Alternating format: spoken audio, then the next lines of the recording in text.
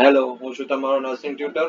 આજે આપણે જાણીશું વેન્સ અને આર્ટરીઝ વિશે, જે હ્યુમન બોડીની અંદર બહુ મોટો ઇમ્પોર્ટન્ટ રોલ પ્લે કરે છે.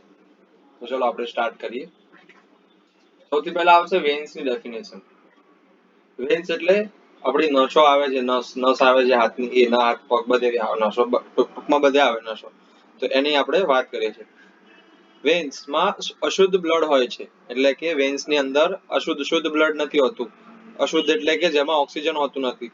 વેન્સમાં અશુદ્ધ બ્લડ હોય છે જેમાં ઓક્સિજન હોતું નથી. ઓક્સિજન ના હોવાના કારણે મેડિકલમાં તેને ડીઓક્સિજનેટેડ બ્લડ કહેવાય છે. એટલે કે વેન્સ એક એવી બોડીની અંદર એવી બ્લડ વેસલ છે ને કે જેમાં ઓક્સિજન હોતું નથી. એટલે કે ઓક્સિજન ના હોવાના કારણે તેને મેડિકલ નેમ જે છે એનું ડીઓક્સિજનેટેડ છે.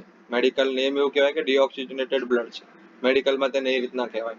અને ઓક્સિજન ના હોવાના કારણે બ્લડ વેસલ્સ નો કલર ગ્રીન હોય છે. ગ્રીન એટલે કે લીલા કલરની આપણી બોડીની બ્લડ વેસલ્સ હોય એ વખતે. જેમ કે તમે પગમાં જોતા હશો કે ઘણી વાર ખબર છે કે નસો લીલી પડી જાય. કેમ તો આમાં ઓક્સિજન તો હોય જ નહીં, પણ પછી ક્યારેક એની પર દબાણ આવે તો એ વસ્તુ લીલી થઈ જાય અને બહાર ઉપસીને દેખાય. પછી જોઈએ આર્ટરીઝની ડેફિનેશન. આર્ટરીઝ એટલે કે ધમણી.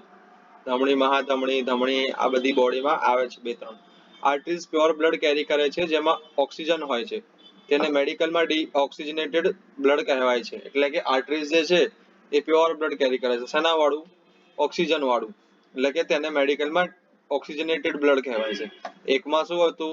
અશુદ્ધ બ્લડ કેરી કરે છે. અને એકમાં શું છે? શુદ્ધ બ્લડ કેરી કરે છે ને. આમાં અશુદ્ધ એટલે કે ઇમ્પ્યોર બ્લડ અને શુદ્ધ એટલે કે પ્યોર બ્લડ. એટલે કે જેમાં ઓક્સિજન હોય છે તેને મેડિકલમાં ઓક્સિજનેટેડ બ્લડ કહેવાય છે. ઓક્સિજન હોવાના કારણે બ્લડ વેસલ્સનો કલર રેડ હોય છે. એટલે કે જ્યારે બોડીમાં ઓક્સિજન વાળી જે શું કહેવાય વેન્સ નહીં, સોરી, આર્ટરીઝ, ત્યારે એનો કલર કેવો હોય છે?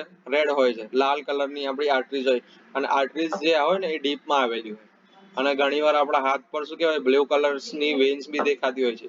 પણ એ ઉપરની વેન્સ ગ્રીન હોય અને જે ડીપની ઘણી વેન્સ હોય ને, જે મોટી મોટી વેન્સ, એનો કલર ગ્રીન હોય. એટલે આમાં કન્ફ્યુઝન ના થતા. ઓકે, બાકીનું નેક્સ્ટ લેક્ચરમાં આપણે કરીશું. Thank you.